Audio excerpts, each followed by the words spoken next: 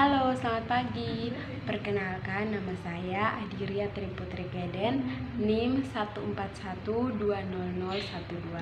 Saya mahasiswi semester 3, Universitas Katolik Widya Mandira Kupang, Fakultas Keguruan dan Ilmu Pendidikan, Program Studi Pendidikan Biologi.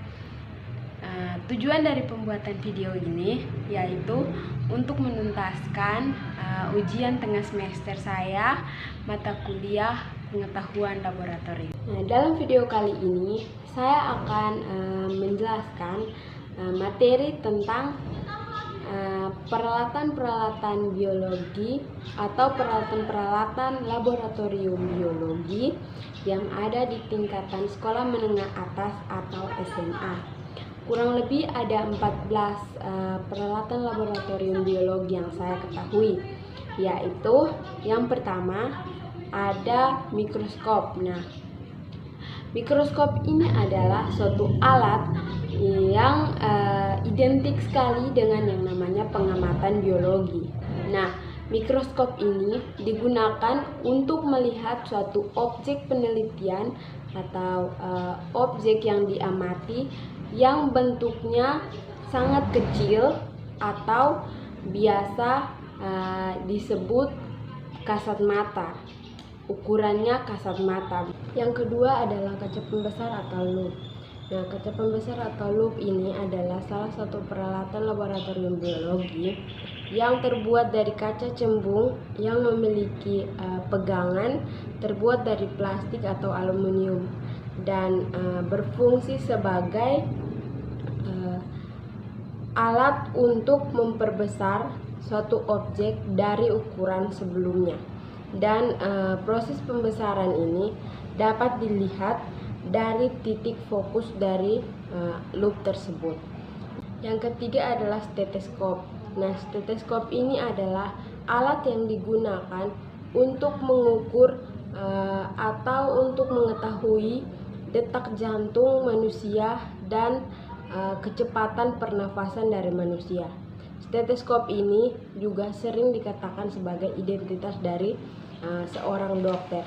Yang keempat adalah autoklav. Nah, autoklav adalah suatu alat laboratorium biologi untuk mensterilkan peralatan-peralatan lab biologi dengan material uap tingkat jenuh tinggi sekitar 121 derajat Celcius selama 15 sampai 20 menit. Yang kelima adalah kotak genetika. Nah, kotak genetika ini adalah suatu alat yang terbuat dari plastik atau kayu yang di dalamnya berisi 500 kancing dengan 5 warna yang berbeda. Nah, alat ini berfungsi untuk menyelidiki kemungkinan kombinasi gen yang terjadi dan juga prinsip genetik lainnya. Yang keenam, terarium atau vivarium. Terarium atau vivarium ini adalah sebuah media yang terbuat dari plastik bening atau kaca berbentuk kotak, dan terarium atau vivarium ini adalah biosfer buatan alami karena fungsi biologis yang terjadi dalam kotak tersebut mirip dengan kejadian di alam. Alat laboratorium biologi yang satu ini adalah penampilan miniatur untuk mensimulasikan kondisi yang sama seperti kejadian alam. Dan di dalam kondisi-kondisi tersebut seperti ekosistem padang pasir, ekosistem hutan hujan tropis, dan ekosistem lainnya. 7. Pigmomanometer atau tensimeter.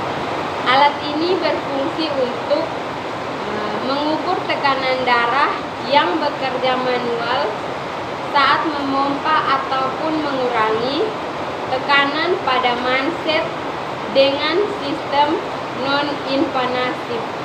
Yang kedelapan, audus fotosintesis. Alat ini digunakan untuk pada tumbuhan atau kecepatan penguapan yang diukur berdasarkan penampangan waktu dan kapasitas. Yang berikut atau yang ke-9 adalah vaskulum.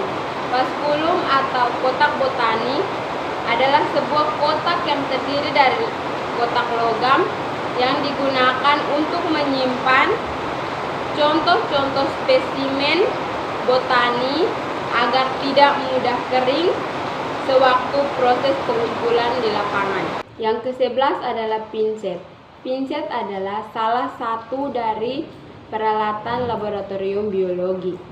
Pinset ini berfungsi sebagai alat untuk mengambil preparat atau bagian tubuh hewan yang dibedah agar tidak terkontaminasi atau tidak tercampur dengan kuman atau zat-zat lainnya. Pinset ini terbuat dari besi dan ujungnya berbentuk lancip agar memudahkan untuk pengambilan preparat. Yang ke-12 adalah atmometer atau psikometer. Alat ini berfungsi untuk mengukur kecepatan penguapan air dalam udara, dalam lingkungan, dan juga waktu tertentu. Yang ke-13 adalah pisau bedah dan panci bedah. Pisau bedah dan panci bedah ini digunakan saat pembedahan. Pisau bedah terbuat dari besi dan panci bedah kebanyakan terbuat dari aluminium. Yang ke-14 atau yang terakhir adalah model anatomi manusia. Model anatomi manusia ini adalah bagian-bagian tubuh manusia atau tiruan dari bagian-bagian tubuh manusia yang biasanya terbuat dari plastik yang diberi nomor atau label dan digunakan untuk proses pembelajaran. Demikian video singkat dari saya. Sampai jumpa di video berikutnya.